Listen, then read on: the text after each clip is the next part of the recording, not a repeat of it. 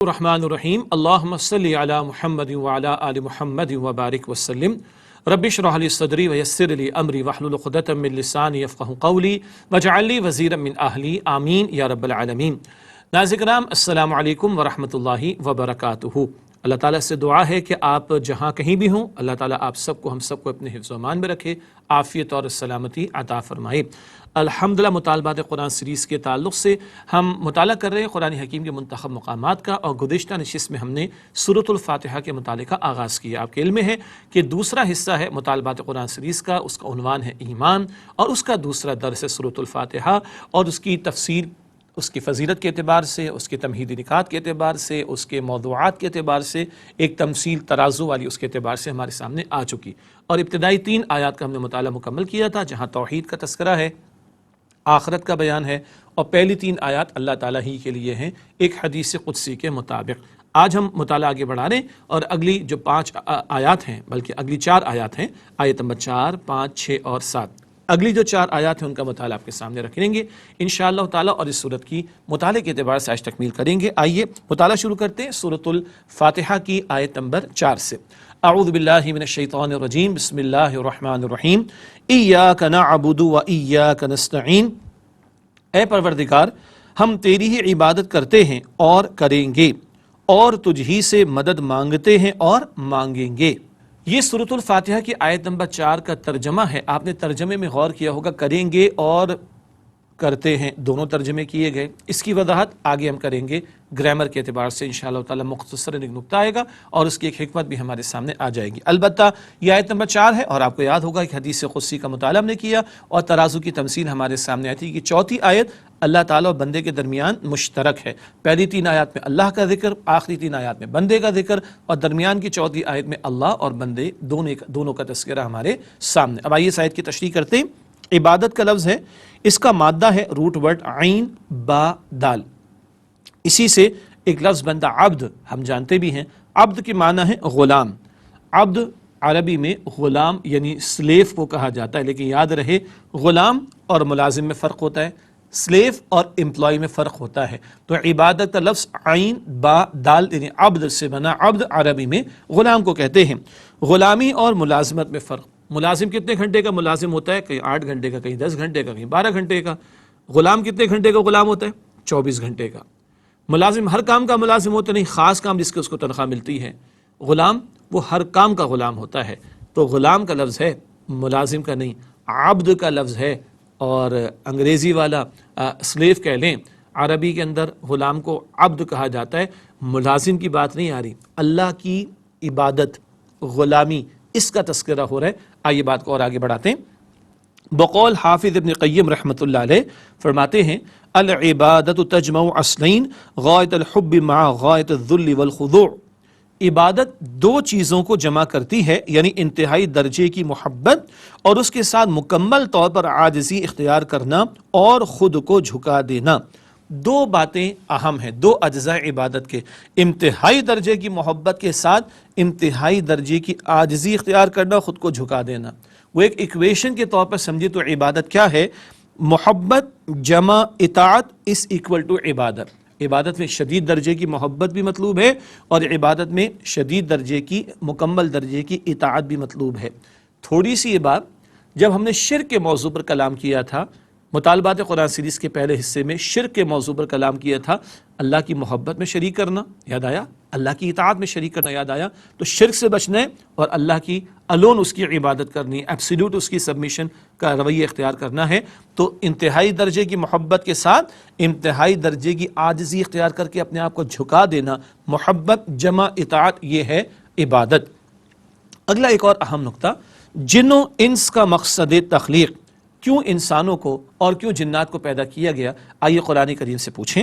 وما خلقت الجن والانس الا لیعبدون، سورۃ الذاریات کی آیت نمبر 56، اللہ تعالیٰ ارشاد فرما رہا ہے، اور ہم نے نہیں پیدا کیا جنوں اور انسانوں کو مگر اپنی عبادت کے لیے۔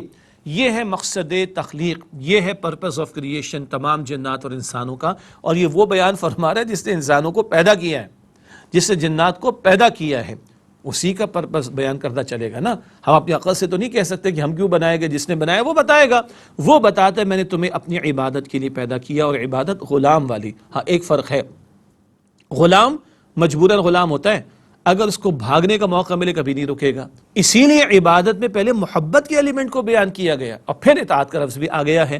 تو نری غلامی نہیں کرنی، اللہ کی محبت کے جذبے کے ساتھ اپنے آپ کو اس کے سامنے جھکانا ہے. اور وہ محبت کیسے آئے گی؟ وہ سورۃ الفاتحہ میں ہم نے پڑھا، الحمد للہ رب العالمین الرحمن الرحیم. یہ اللہ کے تعارف کے حوالے سے اس کی محبت کیوں ہمارے دل میں ہونی چاہیے اس کا تذکرہ بھی پہلے آ چکا ہے. البتہ بھی نکتہ کیا تھا، تمام انسان اور تمام جنات کیوں پیدا کیے گئے؟ اللہ تعالیٰ کی عبادت کے لیے. البتہ یہ عبادت کا تصور بڑا مسخ ہو چکا ہے، بڑا پرورٹڈ ہو چکا ہے، بڑا محدود ہو چکا ہے ہمارے معاشرے میں. آئیے اس کی اصلاح کی طرف بھی توجہ کریں. عبادت کو محض عبادات سمجھ لینا عبادت کا نہ صرف محدود بلکہ مسخ شدہ تصور ہے. عبادت کو صرف چند عبادات تک محدود کر دینا یہ عبادت کا بڑا محدود تصور ہے. عبادات سے مراد پلرز آف اسلام، ارکان اسلام، موڈس آف ورشپ ہیں، نماز ہے، زکوٰۃ ہے، روزہ ہے، حج ہے. یہ بڑی بڑی عبادات ہیں، یہ موڈس آف ورشپ ہیں، یہ پلرز آف اسلام ہیں. لیکن یہ ٹوٹل اسلام تو نہیں ہے نا، یہ ٹوٹل عبادت تو نہیں ہے. اللہ کی عبادت تو 24 گھنٹے کرنی ہے، تو 24 گھنٹے نماز تو نہیں پڑھی جائے گی، اور بھی امور کو انجام دینا ہے نا. ہم تو 24/7 اس کے بندے بنے، اس بات کا تقاضا ہے. لیکن آج ہمارا ایک مسخ شدہ تصور کیا ہے؟ چند عبادات کو کل عبادت سمجھ لیا گیا ہے. یہ تصور درست نہیں ہے. یہ بڑی بڑی عبادات ہیں، اہم عبادات ہیں، یہ ارکان اسلام ہیں، یہ اسلام کے پلرز اور ستون ہیں، مگر ٹوٹل اسلام نہیں ہے. ٹوٹل اسلام، ٹوٹل عبادت ساری زندگی پر محیط ہے، چاہے انفرادی زندگی ہو یا ہماری اجتماعی زندگی کے معاملات ہوں. اس بات کو کہ عبادات بھی مطلوب ہیں اور ان کے علاوہ عبادت بھی مطلوب ہے، اس بات کو بڑے پیارے انداز میں قرآن کریم بیان کرتا ہے. سورۃ البینہ آیت نمبر 5 میں فرمایا، وَمَا أُمِرُوا إِلَّا لِيَعْبُدُوا اللَّهَ مُخْلِصِينَ لَهُ الدِّينَ حُنَفَاءَ وَيُقِيمُوا الصَّلَاةَ وَيُؤْتُوا الزَّكَاةَ وَذَلِكَ دِينُ الْقَيِّمَةِ. سورۃ البینہ کی آیت نمبر 5. اور انہیں حکم نہیں دیا گیا تھا مگر یہ کہ اللہ کی عبادت کریں اسی کی خالص اطاعت کے ساتھ، اور بالکل یکسو ہو کر، اور نماز قائم کرے اور زکوٰۃ دے. یہی درست اور صحیح دین ہے. اب دیکھیے اس آیت کریمہ میں نماز کا ذکر بھی ہے، زکوٰۃ دینے کا ذکر بھی ہے، مگر اللہ کی عبادت کا بیان بھی ہے. تو عبادت مطلوب ہے پوری زندگی میں، نماز بھی مطلوب ہے، زکوٰۃ کا ادا کرنا بھی مطلوب ہے، صاحب نصاب لوگوں پر زکوٰۃ لازم ہے. لیکن نماز بھی زکوٰۃ بھی الگ بیان ہوئی اور عبادت کو الگ بیان کیا گیا. حاصل کلام اللہ تعالیٰ کی عبادت 24 گھنٹے مطلوب ہے. اللہ کتنے گھنٹے ہمارا معبود ہے؟ 24 گھنٹے. تو بندہ کتنے گھنٹے بننا ہے؟ 24 گھنٹے. گھر میں بھی، مسجد میں بھی، کاروبار میں بھی، پارلیمنٹ میں بھی، عدالت میں بھی، سارے معاملات میں بھی، زندگی کے ہر گوشے میں بھی عبادت مطلوب ہے. کیوں؟ ہم بندے ہیں 24 گھنٹے کے، وہ معبود ہے 24 گھنٹے کا. یہ ہر نماز کی ہر رکعت میں ہم اقرار کر رہے ہیں، اور یہ ہمارا مقصد تخلیق ہے، اللہ کی عبادت کرنا. ہاں، رزق حلال کمانا بھی عبادت بن جائے گا. جی، نکاح کرنا بھی عبادت بن جائے گا. کیسے؟ کوئی زنا کرے تو حرام ہے، گناہ ہے، تو نکاح کرے گا اور زوجین نکاح کے ذریعے اپنی فطری خواہش پوری کرے تو ثواب ملے گا، عبادت بن جائے گا. اس میں 2 اصول ذہن میں رہیں. ہر معاملے میں اللہ کا حکم اور اس کے رسول علیہ السلام کی تعلیم اور طریقے کو دیکھ لیں، زندگی کا ہر گوشہ عبادت بنتا چلا جائے گا. لیکن یاد رہے، زندگی فقط انفرادی معاملات نہیں، اجتماعی معاملات میں بھی اللہ کو معبود مان کر، اس کو حاکم مان کر، اس کے احکامات پر عمل کرنا، یہ عبادت کا تقاضا ہے 24 گھنٹے کا. اسی آیت میں سورہ فاتحہ کی آیت نمبر 4 میں استعانت، دعا مانگنے کا ذکر بھی آیا تھا. آئیے اس پر کلام کریں. استعانت کا لفظ ہم اردو میں استعمال کرتے ہیں، تھوڑا مشکل ہے، بہرحال اس کو بھی تھوڑا الیبوریٹ کرتے ہیں، سمجھتے ہیں. اس کا مادہ ہے عین واو نون. مادہ روٹ ورڈ عین واو نون ہے. یہ کس کا؟ استعانت کا. اس کا معنی ہے مدد مانگنا، تعاون طلب کرنا. استعانت کیا ہے؟ مدد مانگنا اور تعاون طلب کرنا. اسی طرح ایک اور نقطہ ہے، عبادت اور استعانت کا تعلق. یہ بہت خوبصورت بات ہے، کیونکہ اس آیت میں عبادت کا ذکر بھی ہے اور استعانت کا ذکر بھی ہے. عبادت کس کا حق ہے؟ اللہ کا.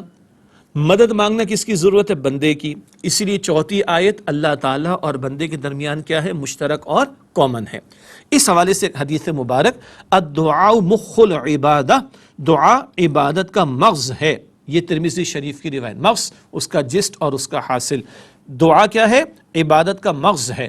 عبادت میں عربی میں کہا جاتا ہے تذلل، بچھ جانا، جھک جانا مطلوب ہے. عبادت میں بچھ جانا، جھک جانے کا مفہوم بھی بلٹن ہے، یہ مطلوب ہے. اور دعا کیا ہے؟ یہ جھک جانے، بچھ جانے کی ایک انتہائی شکل ہے. بندہ ہاتھ پھیلا دیتا ہے نا، جھک کر ہاتھ پھیلا دیتا ہے، یہ تذلل عبادت یعنی جھک جانے کی انتہائی شکل ہے. تو عبادت ہی کو اللہ کے نبی علیہ السلام نے فرما دیا کہ یہ عبادت کا مقصد کیا ہے؟ دعا ہے. اور اللہ کے پیغمبر علیہ السلام نے دعا کے بارے میں ایک اور حدیث ارشاد فرمائی، الدعاء هو العبادہ. ترمذی شریف کی روایت، دعا ہی عبادت ہے، اور عبادت کا حاصل اور جوہر جسٹ یہی دعا ہے. کیوں؟ دوبارہ عرض کرتا ہوں، تذلل، جھک جانا، بچھ جانا اس میں مطلوب ہے، اور اس کی ایک انتہائی شکل دعا میں ہم پاتے ہیں. اگلا نقطہ، پہلی 3 آیات میں اللہ کا ذکر غیابی، تھرڈ پرسن میں اللہ کے لیے تمام حمد و ثنا جو تمام جہان والوں کا رب ہے، اللہ الرحمن الرحیم ہے، اللہ بدلے کے دن کا مالک ہے. یہ تھرڈ پرسن میں کلام ہو رہا ہے. اب کیا ہے؟ اس آیت میں ذکر خطابی ہے، براہ راست ہم کلام ہونے کا بیان. اب ڈائریکٹلی اللہ سے کلام ہو رہا ہے. سبحان اللہ. اب تک تھرڈ پرسن میں بات تھی، غیاب میں ذکر تھا، اب خطاب کی شکل میں ذکر ہے، سیکنڈ پرسن میں کلام ہو رہا ہے، براہ راست اللہ سے کلام ہو رہا ہے. سبحان اللہ. اگلا نقطہ، پہلی 3 آیات میں توحید نظری کا اور اس آیت میں توحید عملی کا بیان ہے. ہاں، نظری توحید کیا تھی؟ اللہ کو مانو، وہ رب ہے، وہ رحمان ہے، وہ رحیم ہے، وہ بدلے کے دن کا مالک ہے، تمام تعریف شکر اس کے لیے ہے. یہ فکری معاملہ، عقیدے کا معاملہ بھی فکری معاملہ ہے. اور اب عملی معاملہ کیا ہے توحید کا؟ اب اس کی عبادت کرو. اللہ کو ماننا بھی ضروری اور اللہ کی ماننا بھی ضروری ہے. اللہ کو ماننا بھی ضروری اور اللہ کی ماننا بھی ضروری ہے. تو وہاں اب تک 3 آیات میں نظری توحید کا بیان تھا، اب توحید عملی کا ذکر اس آیت کریمہ میں ہمارے سامنے ہے. ایک اور اہم نقطہ توجہ رہے، ضمیر مخاطب کا یعنی کاف کو مقدم کر کے شرک کی زوردار نفی کی گئی ہے. تیری ہی عبادت کرتے ہیں، باقی سب کی نفی ہو گئی. ہاں، ایاک نعبد، نعبدو کا بھی ہو سکتا تھا عربی اس میں، لیکن نہیں، کا اللہ تعالیٰ پہلے لے کر آیا ہے، اس کو مقدم کیا گیا. ایاک نعبد، اللہ ہم تیری ہی عبادت کرتے ہیں اور تجھ ہی سے مدد مانگتے ہیں. تو یہ کا یہ استعمال ضمیر کا، اس سے شرک کی زوردار نفی کا اعلان ہو رہا ہے. اگلا نقطہ، اس آیت میں جذبہ شکر کی عبادت میں ڈھلنے کا بیان. یہ بات پہلے بھی آئی، اب تک اللہ کی حمد کا بیان تھا، شکر کے جذبات تھے، وہی رب العالمین ہے. اب ان جذبات کا عبادت میں ڈھلنا، عملی شکل اختیار کرنا شکر کی، اس کو عبادت سے تعبیر کیا گیا، اے اللہ ہم تیری ہی عبادت کرتے ہیں. اگلا اہم نقطہ ترجمے کے اعتبار سے، جیسے میں نے عرض کیا کہ 2 ترجمے ہم نے کیے. کیوں؟ آئیے اس کی اہمیت کو جانیں. فعل مضارع کے اعتبار سے اس آیت کے 2 تراجم کیے جا سکتے ہیں. ایک ہوتا ہے فعل ماضی، ماضی پاسٹ کو کہتے ہیں، اور ہم ٹینسز پڑھتے رہے نا تو پاسٹ، پریزنٹ، فیوچر ہم پڑھتے ہیں. لیکن عربی میں فعل مضارع جو ہوتا ہے اس میں حال اور مستقبل، پریزنٹ اور فیوچر دونوں کا ترجمہ کیا جاتا ہے. چنانچہ ہم تیری ہی عبادت کرتے ہیں اور تجھ ہی سے مدد مانگتے ہیں. یہ تو ایک دعویٰ ہو جائے گا، تیری ہی عبادت کرتے، تجھ ہی سے مدد مانگتے ہیں. بڑے دعوے ہم کرتے ہیں دعائے قنوت پڑھتے ہوئے بھی. ہاں، وتر کی نماز میں اللہم ایاک نعبد، اللہم انا نستعینک ونستغفرک، یہ مستقل اگر حال کا ترجمہ کرے دعوے، تیری عبادت کرتے ہیں. ونخلع ونترک من یفجرک، اللہ علیحدہ ہو جاتے، چھوڑ دیتے اس کو جو تیری نافرمانی کرے. اور کس طرح نافرمانوں کے ساتھ زندگی بھی استغفر اللہ گزار رہے ہوتے ہیں، ایسے ہی ہے نا. تو اگر ہم صرف حال کا ترجمہ کریں تو دعویٰ ہے. دوسرا ترجمہ مستقبل کے اعتبار سے، کیا؟ ہم تیری عبادت کریں گے اور تجھ ہی سے مدد مانگیں گے. یہ ایک وعدہ ہو جائے گا، بات ذرا ہلکی ہو جائے گی، دعویٰ نہیں ذرا ہلکی ہو جائے گی. اسی دونوں ترجمے ذہن میں رہیں، ہم تیری عبادت کرتے ہیں اور کریں گے، اور تجھ ہی سے مدد مانگتے اور مانگیں گے. یہ 4تھی آیت ہو گئی. عبادت اللہ کا حق، مدد مانگنا بندے کی ضرورت. یہ آیت اللہ اور بندے کے درمیان مشترک. اگلی 3 آیات ہیں جو ساری کی ساری بندے کے لیے ہیں.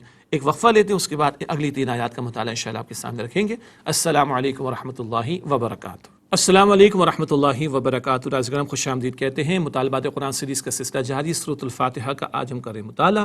آیت نمبر 4 کا مطالعہ ہم نے بریک سے پہلے مکمل کیا اللہ تعالیٰ کی توفیق سے. اب آیت نمبر 5، 6 اور 7، یہ سارا بیان بندے کے تعلق سے، جیسے ایک حدیث قدسی کا ذکر بھی آیا، اور اللہ فرماتا ھذا لعبدی ولعبدی ما سأل، یہ سارا میرے بندے کے لیے اور میرے بندے کو دیا جا چکا جو اس نے سوال کیا. اب آئیے اگلی آیت کا مطالعہ شروع کریں. سورہ فاتحہ کی آیت نمبر 5، اعوذ باللہ من الشیطان الرجیم، بسم اللہ الرحمن الرحیم. اہدنا الصراط المستقیم، ہم کو چلا سیدھے راستے پر۔ یہ آیت نمبر 5 کا ترجمہ بہت اہم لفظ ہے ہدایت کا اور بہت اہم اصطلاح صراط مستقیم کی، دونوں کو تھوڑے وضاحت کے ساتھ انشاءاللہ جانتے ہیں۔ ہدایت، اس کا مادہ روٹ ورڈ ہے ہا دال یا، اس کا مفہوم ہے اور معنی ہے رہنمائی، اور 3 صورتیں اس کی ہو سکتی ہیں۔ رہنمائی کرنے کی 3 صورتیں، بڑی پیاری بات۔ نمبر 1 سجھا دینا، نمبر 2 اشارہ دینا، اور نمبر 3 منزل تک پہنچا دینا۔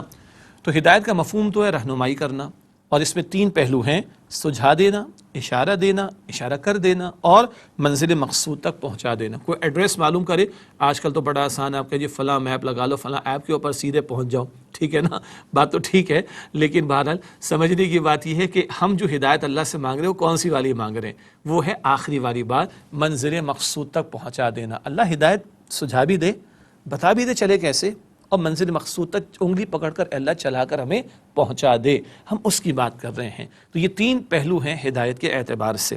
اب آئیے ہدایت کی اقسام پر کچھ بات کریں۔ ساری مخلوقات کو اللہ تعالیٰ نے ہدایت عطا فرمائی، مگر انسان تو اشرف المخلوقات، اس کے لیے خاص اور اللہ نے اہتمام فرمایا۔ آئیے جانتے ہیں ہدایت کی اقسام کے اعتبار سے چند باتیں۔ نمبر 1 فکری، یعنی اللہ اور آخرت کی ضرورت کا احساس ودیعت شدہ ہے۔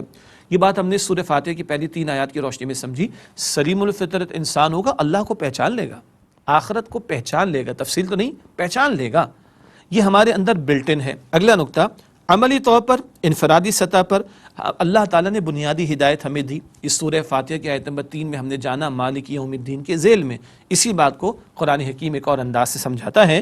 نیکی اور بدی کا شعور سورۃ الشمس کی آیت نمبر 8 میں آیا، فَأَلْهَمَهَا فُجُورَهَا وَتَقْوَاهَا، اللہ تعالیٰ نے انسان میں فجور گناہ کی صلاحیت بھی رکھی اور تقویٰ نیکی کی صلاحیت بھی رکھی۔ جیسے کہ ہم جانتے ہیں سچ ہر معاشرے میں اچھا سمجھا جاتا ہے، وعدہ پورا کرنا ہر معاشرے میں اچھا سمجھا جاتا ہے، جھوٹ ہر معاشرے میں برا سمجھا جاتا ہے، اور وعدہ خلافی ہر معاشرے میں بری سمجھی جاتی۔ یہ بنیادی تعارف نیکی بدی کا اندر موجود ہے۔ انبیاء علیہم السلام اسی ہدایت پر عمل کا متوازن نمونہ ہوتے ہیں۔ اللہ نے اپنی عبادت کے لیے اگر ہمیں پیدا کیا تو ہماری رہنمائی کے لیے اللہ تعالیٰ نے پیغمبروں کو بھی بھیجا، اور وہ ان بنیادی طور پر جو ہدایات ہیں ان کا عملی نمونہ اور اظہار کرتے ہیں پیش بندوں کے سامنے، تاکہ لوگوں کے لیے عمل کرنا ممکن ہو، کوئی بہانے نہ بنائے کہ ہاؤ از اٹ پاسبل کہ ہم کیسے فالو کریں۔ بہرحال تو فکری اعتبار سے اور عملی اعتبار سے بنیادی رہنمائی تو ہمارے اندر اللہ تعالیٰ نے رکھ دی، مگر اس سے زائد بھی کچھ مسائل ہیں، آئیے ان پر غور کریں۔ عملی سطح کا ایک اور پہلو ہے اجتماعی سطح کا معاملہ، اور آج انسان زندگی کے پیچیدہ ترین معاملات کی انتہائی شکلوں کو دیکھ رہا ہے۔ یہاں بڑا قیمتی ایک نقطہ، اجتماعی معاملات میں انسان کلی طور پر ہدایت کا محتاج ہے۔ اجتماعی معاملات زندگی میں توازن کیسے آئے گا؟ ہر کوئی کہتا ہے، ایسٹ والے کہتے ہیں ہم، ویسٹ والے کہتے ہیں ہم، حکمراں کہتے ہیں ہم، عوام کہتی ہے ہم، آجر کہتا ہے میں، مزدور کہتا ہے کہ میں، مرد کہتا ہے کہ میں، عورت کہتی ہے کہ میں۔ کہاں سے توازن آئے گا؟ آئیے اس کی مثالیں۔ نمبر 1 عورت اور مرد کے درمیان حقوق و فرائض کا صحیح تعین۔ مردوں کے ہاتھ میں نظام دے دیں، وہ عورتوں کو ایکسپلائٹ کریں گے، ان کو پتہ ہی نہیں عورتوں کے جذبات اور احساسات کیا ہیں۔ عورتوں کے ہاتھ میں پورا نظام دے دیں، وہ مردوں کو ایکسپلائٹ کر جائیں گے۔ بہرحال وہ سطح پر سوچ ہی نہیں سکتی، سیدھی سی بات تو ذرا کڑوی ہے لیکن ہے تو صحیح یہی۔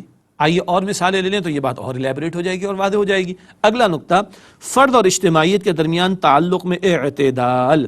آرگنائزیشنز بھی ہوں گی اور اجتماعیت کی انتہائی شکل میں حکمراں اور رعایا بھی ہوں گے، کیا ان کے درمیان اعتدال کا معاملہ ہوگا؟ یہ اپنی جگہ ایک بہت بڑا کوسچن ہے۔ نمبر 3 امیر و مأمورین کے درمیان حقوق و فرائض کا صحیح تعین۔ ایک اجتماعیت ہو، دینی پیراڈائم میں اگر ہم بات کریں تو امیر ہوگا، باقی اس کے تحت ہوں گے، اس کے مأمورین ہوں گے، ان کے درمیان نقطہ اعتدال کیسے آئے گا؟ حقوق و فرائض کا صحیح تعین کیسے ہوگا؟ ایک بڑا پیچیدہ گھمبیر مسئلہ۔ نمبر 4 سرمایہ اور محنت کے درمیان متوازن نسبت کیسے آئے گی؟ آجر اور اجیر ہے، امپلائر اور امپلائی ہے، ان کے درمیان توازن کیسے آئے گا؟ اگر مزدوروں کی یونین کو سارے اختیار دے دیں، وہ پوری کمپنی بیچ کھائیں گے، سیدھی سی بات۔ اور سارا کیٹیگوریکل انداز میں ایبسلیوٹ کنٹرول اور اتھارٹی بزنس مین کو دے دیں تو وہ غریبوں کا استحصال کرے گا، ورکرز کا استحصال کرے گا۔ کہاں سے توازن آئے گا؟ بہت بڑا سوال ہے جی۔ اگلا نقطہ ہے اس حوالے سے، تکمیل دین دراصل اجتماعی معاملات کے ضمن میں تکمیل ہدایت ہے۔ اللہ نے دین مکمل فرما کر دیا نا نبی اکرم علیہ السلام کو، الیوم اکملت لکم دینکم، آج کے دن ہم نے تمہارے لیے اے لوگو تمہارے دین کو مکمل فرما دیا۔ حجۃ الوداع کے موقع پر یہ آیت نبی اکرم صلی اللہ علیہ وسلم کو عطا ہوئی اللہ سبحانہ و تعالیٰ کی طرف سے۔ بہرحال یہ دین مکمل کر کے جو اللہ نے دیا وہ خالق کی تعلیم ہے۔ اللہ ایسٹ اور ویسٹ دونوں کا پیدا کرنے والا، مرد عورت دونوں کا پیدا کرنے والا، حکمراں اور رعایا دونوں کا پیدا کرنے والا، آجر اور اجیر دونوں کا پیدا کرنے والا، امیر و معمور دونوں کا پیدا کرنے والا، اور بزنس مین ہو یا ورکر سب کا پیدا کرنے والا، اس کے عطا کردہ اصول، اس کی عطا کردہ تعلیم اور اس کی عطا کردہ احکامات کی پاسداری اگر ہوگی تو توازن آ سکتا ہے۔ یہ انتہائی شکل ہے اعتدال کی، جہاں بندہ محتاج ہے اور ہاتھ اٹھا کر دعا کرتا ہے اہدنا الصراط المستقیم، ورنہ دنیا کبھی کیپٹلزم کی ایک انتہا پر جاتی ہے، اس کے ریئیکشن میں سوشلزم کی انتہا پر جاتی ہے، کبھی انڈیویجول کی لبرٹی ایبسولوٹ ہوتی تباہی آتی ہے، تو کبھی سب کو برابر کر دو اشتراکی نظام میں غیر فطری نظام اختیار کیا جاتا ہے۔ یہ پنڈولم میں بیلنس کب آئے گا؟ جب انسان الہامی تعلیم کے تابع ہوگا۔ یہ دعا بھی یہاں پر ہمیں سکھائی جا رہی ہے۔ ایک اور اہم نکتہ، ہدایت کی احتیاج یہ دراصل وحی نبوت یعنی ایمان بالرسالت کی عقلی بنیاد ہے۔ انسان اپنی عقل سے پہچان تو لے گا کوئی ہے جو نظام ہستی کو چلا رہا ہے، کوئی عالم آنا چاہیے کہ جہاں نیکی بدی کے شعور کے مطابق معاملات طے ہو جائیں، مگر ان کی تفصیلات انسان کی عقل نہیں سجھا سکتی۔ بندہ گھٹنے ٹیک کر دعائیں کرنے پر مجبور ہو جاتا ہے۔ تو یہ انسان جو ہدایت کی احتیاج رکھتا ہے، یہ احتیاج کا ہونا یہ عقلی دلیل ہے کس بات کی؟ کہ انسان کو وحی کی، نبوت کی، پیغمبر کی، رسالت کی ضرورت ہے۔ اور انبیاء کرام پر نزول وحی نے نوع انسانی کی اس احتیاج کو پورا کر دیا۔ انسان فکر کرتا ہے، غور کرتا ہے، پیغمبر کے ذریعے رہنمائی عطا کی جاتی ہے۔ اور سبحان اللہ، اللہ تعالیٰ رسول اللہ کے بارے میں فرما رہے صلی اللہ علیہ وسلم، سورۃ الضحیٰ آیت نمبر 7 میں وَوَجَدَكَ ضَالًّا فَهَدَىٰ، اور اے نبی صلی اللہ علیہ وسلم اللہ نے آپ کو حق کی تلاش میں بے چین پایا تو ہدایت دی۔ آغاز وحی سے قبل کی بات ہے نا، حضور لوگوں کے معاملات کو دیکھتے تھے، معاشرے کے انتشار کو دیکھتے تھے، بے چینی تھی، کیا حل ہے اس کا؟ تنہائی میں غور و فکر ہو رہا ہے غار حرا میں، اور اللہ وحی عطا فرما رہے اقرا بسم ربک الذی خلق۔ یہ ہے جو انسان کی احتیاج کو اللہ وحی کے ذریعے سے پورا فرماتا ہے۔ ماضی کے اندر بڑی مثالیں ہیں، آغاز وحی سے قبل کے دور کی مثالیں بھی ہیں۔ حضرت سلمان فارسی رضی اللہ تعالی عنہ یہ تو ایمان لائے نبی علیہ الصلوۃ والسلام پر، ورقہ بن نوفل ہیں، نام ہم نے سیرت کی کتابوں میں پڑھا، زید بن عمر بن نفیل، اور عجیب مثال آپ کو لگے گی گوتم بدھ کی حق کی جستجو کی مثالیں۔ گوتم بدھ کو کسی اور معنی میں نہ لیجیے گا، اس شخص نے اپنے بادشاہت کی دنیا کو اور شہزادی والی زندگی کو، نئی رویلی دلہن کو، محلات کی آسائشوں کو چھوڑ کر جنگل بیابانوں کا سفر شروع کر ڈالا کہ زندگی کے مسائل کا حل ہے تو آخر کیا ہے؟ سلمان فارسی تو نبی علیہ الصلوۃ والسلام پر ایمان لے آئے، اور زید بن عمر بن نفیل اور دیگر حضرات کی مثالیں کعبے کی دیواریں پکڑ کر کہتے اللہ تجھے جانتے ہیں مگر بتا تجھے مانے کیسے، تیری مانے کیسے، تیری بندگی کیسے کریں؟ یہ فطرت کے اندر پکار ہے، اور وہ اللہ اس پکار، اس احتیاج کو پورا کرتا ہے پیغمبر کے ذریعے جب وہ وحی کی تعلیم بندوں کو عطا فرماتا ہے۔ یہ تو ہدایت پر تھوڑا سا کلام ہوا۔ کس بات کی ہدایت مانگ رہے ہیں؟ اہدنا الصراط المستقیم۔ آئیے صراط مستقیم کو بھی تھوڑا سا جانیں۔ صراط راستے کو کہتے ہیں، مستقیم سیدھے کو، سیدھا راستہ۔ کیا مطلب؟ جو سیدھا اللہ کی رضا کے مقام جنت تک لے جائے، سادہ الفاظ میں۔ مگر وہ ہے کون سا؟ آئیے جانیں۔ مسند احمد میں ہے کہ نبی اکرم صلی اللہ علیہ وآلہ وسلم نے زمین پر ایک نقشہ بنا کر صراط مستقیم کی وضاحت فرمائی جو سیدھا جنت میں لے جائے گا، اور دیگر متفرق راستوں کی نشاندہی فرمائی جو جہنم میں لے جانے والے ہیں۔ اللہ تعالیٰ میں جہنم کے راستوں سے بچائے، اور وہ راستہ جو سیدھا جنت کی طرف لے جانے والا صراط مستقیم ہے، اللہ تعالیٰ مجھے آپ کو اس پر چلنے کی توفیق دیے رکھے۔ اب صراط مستقیم کو چند آیات کی روشنی میں تھوڑی سی تفصیل طلب بات ہے، لیکن اللہ کی توفیق سے آسان ہو جائے گی۔ صراط مستقیم کیا ہے؟ صراط مستقیم کی وضاحت دو اصطلاحات کے ذریعے، سورہ انعام کی آیت نمبر 161 میں دو اصطلاحات، قل اننی ہدانی ربی الی صراط مستقیم دینا قیما ملت ابراہیم حنیفا وما کان من المشرکین۔ سورہ انعام کی آیت نمبر 161 ہے، اے نبی صلی اللہ علیہ وسلم کہہ دیجئے مجھے میرے رب نے سیدھا راستہ دکھا دیا ہے جو کہ خالص دین ہے، اور طریقہ ابراہیم علیہ السلام کا جو بالکل یکسو تھے اور مشرکوں میں سے نہ تھے۔ دو باتیں آئی ہیں، ایک یہاں پر دین قیم کا ذکر آیا ہے، اور دوسرا ملت ابراہیم کا۔ ان دو اصطلاحات سے ہم صراط مستقیم کی کچھ وضاحت کو سمجھتے ہیں۔ نظری طور پر دین قیم یعنی خالص دین کی پیروی کرنا، سورۃ البینہ آیت نمبر 5، یہ حوالہ پہلے بھی آ چکا۔ صراط مستقیم کا پہلا جز کیا ہے؟ دین قیم، خالص دین کی پیروی کرنا، وہ کیا ہے؟ سورہ بینہ آیت نمبر 5، وما امروا الا ليعبدوا الله مخلصين له الدين حنفاء ويقيموا الصلاة ويؤتوا الزكاة وذلك دين القیمہ، اور انہیں حکم نہیں دیا گیا تھا مگر یہ کہ اللہ کی عبادت کریں اسی کی خالص اطاعت کے ساتھ بالکل یکسو ہو کر، اور نماز قائم کریں اور زکوٰۃ دیں، یہی ہے خالص دین۔ یاد آیا؟ نماز زکوٰۃ صرف عبادت نہیں، پوری زندگی میں اللہ کی عبادت کرنا یہ نظری معاملہ ہے، فکری معاملہ ہے، انٹلیکچوئل لیول پر، فکری سطح پر کل زندگی میں اللہ کی عبادت مطلوب ہے، انفرادی معاملات زندگی ہو یا اجتماعی زندگی کے معاملہ۔ اگلا معاملہ عملی طور پر مطلوب کیا ہے؟ اس کے لیے الفاظ ہے ملت ابراہیم کے، اور یہ ذکر آتے سورۃ البقرہ کی آیت نمبر 130 اور 131 میں۔ ملت ابراہیم کیا ہے؟ طریقہ ابراہیم کیا ہے؟ ارشاد ہوا وَمَن يَرْغَبُ عَن مِّلَّةِ إِبْرَاهِيمَ إِلَّا مَن سَفِهَ نَفْسَهُ وَلَقَدِ اصْطَفَيْنَاهُ فِي الدُّنْيَا وَإِنَّهُ فِي الْآخِرَةِ لَمِنَ الصَّالِحِينَ إِذْ قَالَ لَهُ رَبُّهُ أَسْلِمْ قَالَ أَسْلَمْتُ لِرَبِّ الْعَالَمِينَ۔ البقرہ کی آیت نمبر 130 اور 131 ملت ابراہیم کی وضاحت کے لیے۔ اور کون ہے جو ابراہیم علیہ السلام کے طریقے سے انحراف کرے مگر وہی جس کی عقل ماری گئی ہو، اور ہم نے تو انہیں دنیا میں بھی چن لیا تھا اور آخرت میں بھی وہ صالحین میں شامل ہوں گے۔ ان کا معاملہ تو یہ تھا کہ جب بھی ان کے رب نے حکم دیا کہ اطاعت اختیار کرو تو وہ پکار اٹھے کہ میں نے رب العالمین کی اطاعت اختیار کر لی، جو حکم آیا رب کا فوراً اپنے آپ کو جھکا دیا۔ یہ عملی معاملہ، نظری پہلو دین قیم، کل زندگی میں اللہ ہی کی اطاعت، اور عملی پہلو کیا ہے؟ ملت ابراہیم، جو حکم آئے اس کو اپنے آپ کو اس کے سامنے جھکا دو۔ یہ صراط مستقیم ہے، ہر آن ہر لحظہ، انفرادی اجتماعی تمام معاملات میں اپنے آپ کو مکمل طور پر جھکا دو۔ یہ صراط مستقیم کی وضاحت ان آیات قرآنی کی روشنی میں ہمارے سامنے آئی ہے۔ ناظرین کرام، ایک وقفہ لیتے ہیں، اس کے بعد اگلی مزید 2 آیات کا مطالعہ انشاءاللہ آپ کے سامنے رکھیں گے۔ السلام علیکم ورحمۃ اللہ وبرکاتہ۔ السلام علیکم ورحمۃ اللہ وبرکاتہ۔ ناظرین خوش آمدید کہتے ہیں آپ کو، مطالبات قرآن سیریز کا سلسلہ جاری، اور دوسرے حصے کا یہ دوسرا باقاعدہ درس ہے جو آج انشاءاللہ مکمل ہوگا، اور وہ ہے سورۃ الفاتحہ کا مطالعہ۔ وقفے سے پہلے صراط مستقیم اور ہدایت کا تذکرہ ہمارے سامنے آیا، اب آیت نمبر 6 کا مطالعہ شروع کریں گے۔ کن کا راستہ؟ سبحان اللہ، اللہ تعالیٰ نے صراط مستقیم کا ذکر بھی کیا اور چلنے والوں کا تذکرہ بھی اللہ تعالیٰ فرما رہا ہے۔ اگلی آیت سورۃ الفاتحہ کی آیت نمبر 6، اعوذ باللہ من الشیطان الرجیم، بسم اللہ الرحمن الرحیم، صراط الذین انعمت علیہم، راستہ ان لوگوں کا جن پر اے اللہ تو نے انعام کیا۔ اب سوال ہے کہ کن پر انعام ہوا؟ آئیے ان کو جانیں۔ منعم علیہم، یہ کن کا ذکر ہے؟ جن پر اللہ تعالیٰ نے انعام فرمایا۔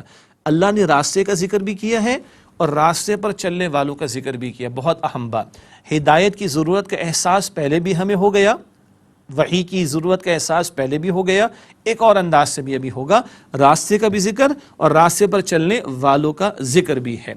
چنانچہ ذکر ہو رہا ہے وہ لوگ جن پر اللہ نے انعام فرمایا، وہ کون ہے؟ سورۃ النساء کی آیت نمبر 69 میں اللہ تعالیٰ خود ارشاد فرماتا ہے وَمَن يُطِعِ اللَّهَ وَالرَّسُولَ فَأُولَٰئِكَ مَعَ الَّذِينَ أَنْعَمَ اللَّهُ عَلَيْهِمْ مِنَ النَّبِيِّينَ وَالصِّدِّيقِينَ وَالشُّهَدَاءِ وَالصَّالِحِينَ وَحَسُنَ أُولَٰئِكَ رَفِيقًا۔ اور جو کوئی اللہ اور رسول کی اطاعت کرے تو ایسے ہی لوگ آخرت میں مقبول بندوں کے ساتھ ہوں گے جن پر اللہ نے انعام فرمایا ہے، یعنی انبیاء، صدیقین، شہداء اور صالحین، اور یہ کیا ہی اچھے رفیق ہیں۔ یہ انعام یافتہ لوگوں کا ذکر اللہ تعالیٰ فرما رہا ہے۔ قرآن حکیم کا ایک اصول ہے، القرآن یفسر بعضہ بعضا، قرآن حکیم کا ایک حصہ دوسرے حصے کی وضاحت بھی کرتا ہے۔ اصول تفسیر میں کئی اصول بیان کیے جاتے ہیں، ان میں ایک اصول یہ ہے، اولاً قرآن کی کسی بات اور لفظ کی تفصیل یا تشریح خود قرآن حکیم سے تلاش کرنی چاہیے۔ اللہ تعالیٰ فرماتا ہے کن کا راستہ؟ جن پر انعام ہوا۔ کن پر انعام ہوا؟ ان 4 گروہوں پر جن کا ذکر اس مقام پر آیا، انبیاء، صدیقین، شہداء اور صالحین۔ ایک اور اہم نقطہ یہ ہے کہ صراط مستقیم کا ذکر ہی نہیں ہوا، چلنے والوں کا ذکر بھی ہوا، افراد کا ذکر بھی آیا۔ اگر اس کو ہم سمرائز کریں تو قرآن حکیم اللہ کا آخری کلام انسانیت کے نام، اور جس کی تشریح صاحب قرآن صلی اللہ علیہ وسلم نے عطا فرمائی۔ قرآن حکیم بھی لازم، اور اس کے ساتھ صاحب قرآن صلی اللہ علیہ وسلم کی سنت پر عمل کرنا بھی لازم ہے۔ باقی یہ 4 گروہوں کا ذکر جو قرآن کریم میں کیا، انبیاء تو ہم سب واقف ہیں، اللہ کے چنے ہوئے بندے، نبوت کا سلسلہ ختم ہو چکا، وحی کا دروازہ بند ہو چکا، صدیقین جنہیں انٹروورٹس بھی کہا گیا، جن کا مزاج غور و فکر کرنے والا ہو۔ اس کا یہ مطلب نہیں ہوتا کہ ان کے عمل میں حرکت نہیں ہوتی، محنتیں ہوتی، مگر ان کا مزاج غور و فکر کرنے والا زیادہ ہوتا ہے۔ اب اگلا نقطہ ہے شہداء کے حوالے سے، جن کو ایکسٹروورٹس بھی کہا جاتا ہے، جن کے مزاج میں جوش اور حرکت ہو۔ اس کا یہ قطعاً مطلب نہیں ہے کہ جن کے مزاج میں جوش اور حرکت ہو وہ بالکل غور و فکر نہ کرتے ہوں، لیکن مزاج غالب کون سا ہے؟ وہ جوش اور حرکت والا۔ صالحین کون ہیں؟ نیک لوگ جو محنت سے صدیق و شہید کا درجہ پاتے ہیں۔ عام نیک افراد جو اپنے مزاجوں کے اعتبار سے آگے بڑھتے ہیں تو کوئی صدیقیت والے مزاج پر ہوتا ہے، کوئی شہید والے مزاج پر ہوتا ہے، لیکن نبوت والا دروازہ بند ہو چکا۔ وہ اللہ کے چنے ہوئے بندے تھے علیہم السلام۔ اس کے بعد آخری آیت ہے سورۃ الفاتحہ کی آیت نمبر 7۔ اس میں ارشاد ہوا غیر المغضوب علیہم ولا الضالین، اے اللہ نہ تو ان پر ناراض ہوا اور نہ ہی وہ گمراہ ہوئے۔ یہ ہے سورہ فاتحہ کی آیت نمبر 7، جس کے آخر میں ایک اور اہم نقطہ آیا، دعا کا ذکر آ گیا، راستے کا ذکر آ گیا، راستے پر چلنے والے کامیاب لوگوں کا ذکر آ گیا۔ اب ایک آخری بات بھی آ رہی ہے کہ جن پر اللہ کا غضب نہ ہوا، جو گمراہ نہ ہوئے، ان سے اللہ ہمیں بچائے رکھ۔ اس کا تذکرہ آئیے تشریح کے اعتبار سے کرتے ہیں۔ مغضوب علیہم یعنی جن پر غضب ہوا کون ہیں؟ وہ لوگ جن پر اللہ نے انعام فرمایا لیکن انہوں نے جان بوجھ کر ایسے برے اعمال کیے کہ اللہ ان سے ناراض ہو گیا۔ اور ان کی مثال جو ہے وہ یہود کی ہے، خود حدیث میں ذکر آتا ہے، نبی اکرم صلی اللہ علیہ وسلم کا ارشاد ہے کہ مغضوب علیہم سے مراد یہود ہیں۔ یہ مسند احمد کی روایت، اور یہ بیان قرآن پاک میں بھی ہے۔ سورۃ البقرہ کی آیت نمبر 61 میں فرمایا گیا وَضُرِبَتْ عَلَيْهِمُ الذِّلَّةُ وَالْمَسْكَنَةُ وَبَاءُوا بِغَضَبٍ مِّنَ اللَّهِ، اور آخر کار ذلت اور محتاجی ان پر مسلط ہو گئی اور وہ اللہ کی غضب میں آ گئے۔ اب سورۃ البقرہ ہے، اس میں اکثر یہود کا ذکر آیا، اور یعنی اکثر تذکرہ یہود کے بارے میں آیا۔ کتاب الہی کو پس پش ڈالنا، انبیاء کو شہید تک کرنا، دنیا کی محبت میں ڈوب جانا، پیغمبر کے مشن میں ان کا ساتھ نہ دینا، اللہ کی کتاب میں تبدیلیاں کرنا، انا للہ و انا الیہ راجعون، ان حرکتوں کی وجہ سے اللہ کے غضب میں مبتلا ہوئے۔ اور ہم مسلمان ہر نماز کی حرکت میں تلاوت کرتے ہیں، کیوں؟ اللہ ہمیں بتا رہا ہے کہ ان کی حرکتوں سے بچو جن پر اللہ کا غضب ہوا ہے۔ سبحان اللہ۔ اور اگلا لفظ ہے الضالین، آئیے اس پر بھی کلام کریں۔ ایسے لوگ ہیں جو گمراہ یعنی راہ حق سے دور ہوں، جو راہ حق سے دور ہو گئے، یہ ضالین ہیں۔ البتہ حدیث مبارک میں ان کی بھی وضاحت آئی ہے۔ نبی اکرم صلی اللہ علیہ وآلہ وسلم کا ارشاد ہے کہ ضالین سے مراد عیسائی ہیں۔ یہ مسند احمد کی روایت ہے۔ مغضوب سے مراد یہود، ان کے تذکرے سورۃ البقرہ میں آتے ہیں۔ ضالین سے مراد نصارہ جو گمراہ ہو گئے۔ آئیے اس حوالے سے ایک دو باتیں۔ عیسائی بعض مغالطوں کی وجہ سے رائے حق سے دور ہو گئے۔ مغالطے کیا ہو گئے؟ پیغمبر کی محبت میں اتنے آ گئے، عیسیٰ علیہ السلام کی محبت میں اتنے آگے چلے گئے، خدا کا بیٹا اور 3 خداؤں میں سے خدا قرار دے دیا، معاذ اللہ۔ آگے ذکر ہم نے کیا اس بات کا۔ انہوں نے محبت کی انتہا میں حضرت عیسیٰ علیہ السلام کو اللہ کا بیٹا قرار دے دیا، استغفر اللہ۔ یہ کیا ہے؟ یہ مغالطے میں مبتلا ہو کر حق سے دور ہو گئے اور گمراہی میں جا پڑے۔ اسی طرح انہوں نے عمل کی انتہا میں رہبانیت اختیار کر لی، دنیا کو ترک کر دے اور جنگل بیابانوں میں نکل جائیں۔ دنیا کو ارے آدمی اللہ اللہ کرے یا بیوی بچوں کو پالے، استغفر اللہ۔ ہاں، آدمی جو ہے وہ اللہ کو راضی کرنے کی کوشش کرے یا کاروبار کرے، دنیا کے جھمیلوں کو دیکھے، چلو جنگل بیابانوں میں، یہ انتہا پسندی ہے، یہ حق سے فرار ہے، یہ رائے حق سے دور ہو جانا ہے، یہ گمراہی کی روش ہے۔ یہ اپنی منطق کو لڑا کر اپنی منچاہی باتوں کو دین کے طور پر اختیار کرنا، یہ تو پرلے درجے کی گمراہی ہے۔ تو عقیدے میں بھی بگاڑ آیا اور عمل میں بھی بگاڑ آیا، یہ ہیں ضالین۔ اور ہر نماز کی ہر رکعت میں جب ہم یہ تلاوت کر رہے ہیں تو یاد رہے کہ اللہ یہ ہمیں سبق دے رہا ہے کہ یہود کے کرتوتوں سے بچو۔ پہلے ان پر انعام ہوا مگر وہ مغضوب علیہم ہو گئے، ان پر غضب ہو گیا۔ ضالین یہ نصارہ کے طرز عمل سے بچو، انعام تو دیا اللہ نے ان کو مگر وہ گمراہی کی طرف گئے۔ ان حرکتوں سے بچنا، یہ بھی سورہ الفاتحہ میں ہمیں سبق دیا جا رہا ہے۔ آخر میں کیا ذکر ہے؟ آخر میں ہم پڑھتے آمین۔ سورۃ الفاتحہ کی تلاوت کے اختتام پر آمین کہنا مسنون ہے۔ اس کے حوالے سے ایک اور اہم نقطہ، اس کے معنی ہے ایسا ہی ہو، یعنی دعائی انداز ہے، اللہ ایسا ہی ہو۔ ہم نے دعا کی نا، دعا کا ادب بھی آ گیا، اب دعا کی قبولیت کا بھی ذکر حدیث مبارک میں آ گیا، آمین کہنا مسنون ہے، اور اس کی برکت کیا ہے؟ حدیث مبارک نبی اکرم صلی اللہ علیہ وآلہ وسلم کا ارشاد ہے، من وافق تأمینہ تأمین الملائکۃ غفر لہ ما تقدم من ذنبہ، بخاری شریف کی روایت، جس کی آمین فرشتوں کی آمین سے مل گئی اس کے پچھلے گناہ معاف کر دیے گئے۔ سبحان اللہ، معلوم ہوا فرشتے بھی آمین کہتے ہیں، ہمیں بھی آمین کہنا چاہیے، اور آمین کہیں تو حدیث مبارک ہے کہ بندے کے پچھلے گناہ معاف کر دیے گئے۔ البتہ یاد رہے ایسی احادیث سے علماء نے ذکر فرما دی ہے وضاحت کے ساتھ، چھوٹے گناہ معاف ہوتے ہیں، بڑے گناہوں کی معافی کے لیے، کبیرہ گناہوں کی معافی کے لیے سچی توبہ اور اس کے تقاضوں پر عمل کرنا ضروری ہے۔